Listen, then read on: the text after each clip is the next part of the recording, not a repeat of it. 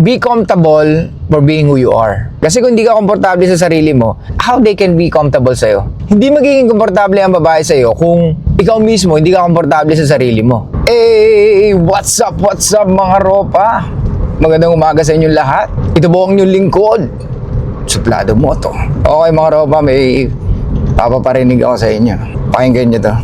Alam niyo dati nang wala pa ako masyadong alam sa buhay, yung mga type ko talagang lalaki, alam niyo yung mga lalaking pa-cool. I didn't know any better. Ngayon na 30 na ako, syempre nag-mature na ako. Napagtanto ko na sobrang attractive pala, hindi kapag pa-cool yung lalaki, pero pag siya may pagka-tito vibes na. Which is why I developed this lesson plan para sa mga trentahin dyan. Bakit green flag ang mga tituhan? No minors allowed. If you are a minor, you have no business dating a tito. Please stick to your own age group. Okay, ano bang ibig sabihin kapag ang lalaki ay may pagkatito na? Example, lagi siyang may dalang wet wipes. Yung wet wipes na to, either tinatago niya sa compartment ng kotse niya o kasya sa bulsa niya because lagi siyang nadjijibs. Matik na yun. Pero hindi siya nahihiya na sabihin to sa mga tao. Bakit? Kasi confident siya. Wala siyang kailangan patunayan sa iba. He literally owns up to his shit. May wet wipes siya. Prepared. Next, yung mga nanonood ng balita. Pag nanonood ng balita, hindi lang siya background noise. Active listener siya. Yung may ganon! Or yung yung nakapamewang siya o kaya yung cross arms ng ganyan. Tapos, yan ang nga bang sinasabi ko eh. Attractive nun. Kasi may pakialam siya sa bansa natin. Pag yung lalaki, kumakain ng gulay. Tapos halimbawa, kumain kayo sa labas, nag-order kayo ng mga putahe, diba? Tapos sabihin niya, ay wala pa tayong gulay, order tayo ng gulay. Bonus pogi points kapag kumakain siya ng okra. Wow. Kasi hindi lahat ng tao mahilig sa okra. Attractive So pag kumakain ka ng okra, wow!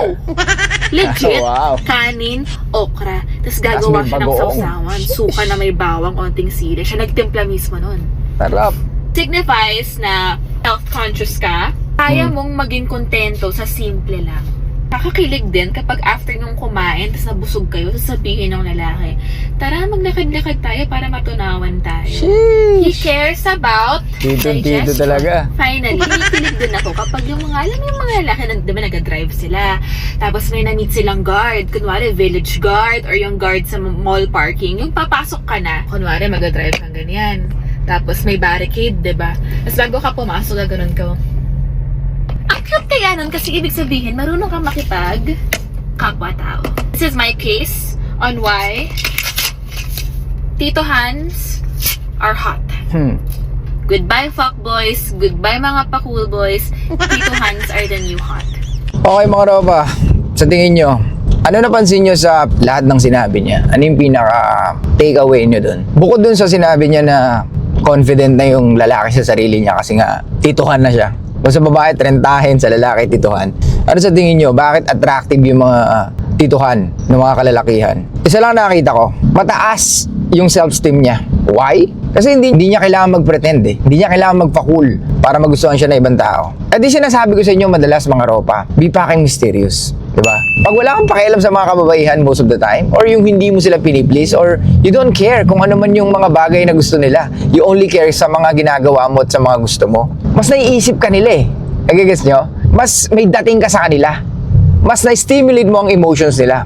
Gets? Kasi yung mga babae, nagre-respond lang yan sa mga bagay na hindi nila nakukuha or usually hindi sila napapansin. Kasi nga ang babae, maraming nakukuha ng atensyon sa mga kalalakihan. So kung ikaw yung lalaki na talagang tahimik lang, wala kang pakialam sa paligid mo, you only care about what you're doing, iba yung dating mo sa kanila. Mas mayroong curiosity. Mas naku-curious sila. Mas may mystery. Kumpara sa mga lalaki na pa-cool. Gets? Kaya mga ropa, etong lagi niyong tatandaan na lagi ko sinasabi sa inyo. Be comfortable for being who you are. Kasi kung hindi ka komportable sa sarili mo, how they can be comfortable sa'yo? Hindi magiging komportable ang babae sa'yo kung ikaw mismo hindi ka komportable sa sarili mo. Kagaya ng sinasabi niyang wet wipes. Hindi ko akalain na nagmamatter yun sa mga kababaihan or may iisip nila yun. Hindi natin alam na nagmamatter din yung boss, musta. Hindi natin alam yun. Hindi ko alam na may isip ng babae yun. Gets? Pero, alam ko Pag ang babae, hindi niya nakakukuha ang lalaki dahil sa ganda niya, mas merong stimulation ng emotions. Mas naku-curious siya. Ba't ganun? Ba't karamihan ng lalaki naluloko sa akin? Ba't etong lalaki na to hindi? Ba't hindi niya ako pinapansin sa ganda ko?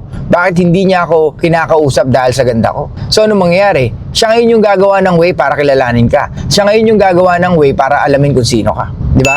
Kasi nga may curiosity. Kasi may mystery. Kaya hindi nyo kailangan lagi magpasikat. Hindi nyo kailangan lagi magpa-cool. Gets? Unahin nyo lagi yung sarili nyo. Kasi pag inuuna nyo yung sarili nyo, ibig sabihin, focus na kayo sa mga ginagawa nyo. Di ba? Ibig sabihin, focus ka sa mga gusto mong gawin at gusto mong i-improve sa sarili mo. Hindi yung kagaya ng mga ibang lalaki, puta, focus sa babae, focus na i-please yung babae, focus na pasiyahin yung babae, kaya end up laging sawi. Sa mga babae, common na yung mga ganun, na nakukuha nila yung mga bagay-bagay na gusto nila most of the time, especially yung validation and attention. Tapos ikaw, bibigay mo pa for free, so what do you expect? Dapat maglagay pa tayo ng isang camera, mga ropa, dito sa likod, no? Para habang nagsasalita tayo. No? Yung naisip ko eh. Anyway, pula pa. Alright, sige. May traffic enforcer pala. Asan na tayo? Yun nga. Like I said, hindi mo kailangan magpaka-trying hard sa babae. Hindi mo kailangan na i-please ang babae. Hindi mo kailangan na pasiyahin ng babae. Always focus on yourself. Eto, tangina, madalas nyo itong naririnig. Kahit kanino, naririnig nyo na to. Or tangina, sawa-sawa na kayo marinig sa mga ganitong salita. Focus on yourself. Kasi marami kayong mga nakakaligtaan. Maniwala kayo sa akin. Yung sinasabi nyo na, hindi, alam ko na, focus on myself. Talaga ba? Nagagawa mo ba? Yung mga bagay-bagay na dapat mong gawin? Hindi. Yes, saka-focus ka sa sarili mo. Pero madalas, tumatakbo ang araw mo na nabubuhay ka lang sa mga iniisip mo. Wala kang action, ropa. Yun ang problema sa'yo. Wala kang action. Pagdating sa mga kababaihan, hindi mo sila dapat i-please, mga ropa. Kaya pag lagi ka nasa isip mo, nabubuhay ka sa mga iniisip mo lamang at wala kang action, hindi mo naintindihan kung ano talaga yung nangyayari sa kapaligiran. Gets? Kasi hindi mo naman nararanasan eh. Kasi lagi mo lang naiisip, siguro dapat ganito gawin. Siguro dapat ganyan ang gawin. Pero hindi mo naman tinatake action. Kaya pag nandiyan na yung babaeng gusto mo, wala ka nang magawa. O hindi mo na alam yung gagawin mo. Di ba? Tayo may default tayo. Na pag hindi ka aware na, shit, nagpiplis na pala ako ng babae, mali na pala. Patuloy mong gagawin yun. Patuloy mong gagawin na magpa-cool. Kasi akala mo, yun ang tama. Kasi yun ang nakikita mo sa karamihan. Na hindi mo alam, mas may dating pala kung ikaw yung lalaki na walang pakialam. Or kung ikaw yung lalaki na hindi mo tinitignan kung saan magiging masaya ang mga kababaihan. Dahil unang-una, yung mga kasama ka pa lang nila, masaya na yun para sa kanila. Kung ganun ang iisipin mo. Diba? Kaya nga lagi yung sinasabi sa inyo, isipin nyo yung value nyo, ano yung kaya nyo i-provide. Diba? Isipin nyo yung word nyo as a fucking man. Kasi pag hindi nyo talaga alam yung word nyo or value nyo sa sa buhay ng isang babae, yan ang panlaban nila sa inyo. Kaya madali nila kayo makontrol. Ang mga babae, napakadali para sa kanila makuha mga bagay-bagay na gusto nila. Diba? Kasi babae sila, given yan, binibigay yan. Well, I'm not saying all, but most of the time, lagi nila nakukuha or madali para sa kanila na makuha yung mga bagay na gusto nila kadalasan. Pero dalawa lang naman lagi ang pinaka gusto nila eh. Attention and validation. Yan ang pinaka-importante sa kanila. Because they feel beautiful. They feel pretty. Diba? At sinanay sila ng society ng ganyan.